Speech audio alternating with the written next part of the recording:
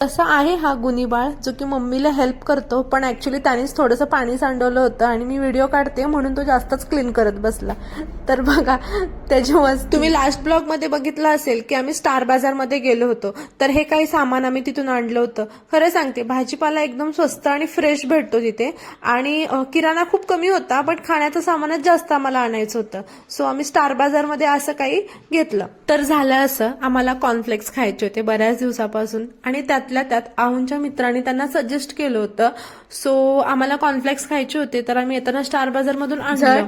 पटापट असा आमचा हा हेल्दी ब्रेकफास्ट तयार झाला.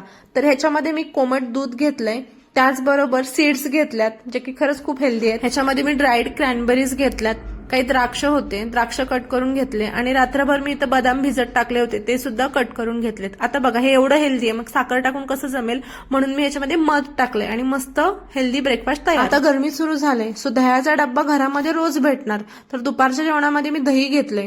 आणि हो, रियांच्या टिफिनसाठी मी बीटचे कटलेट केले होते, ते मी सुद्धा घेतलेत. मक्याचा पापड आहे, मटकीची भाजी आणि चपाती. रियांश ना बीट खात नाही, मग त्याच्यासाठी असे कटलेट वगैरे टिफिनमध्ये द्यावे लागतात.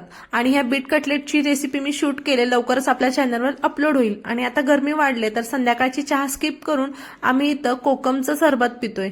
खूप मस्त झालाय. चला तर मग भेटू पुन्हा. Bye bye.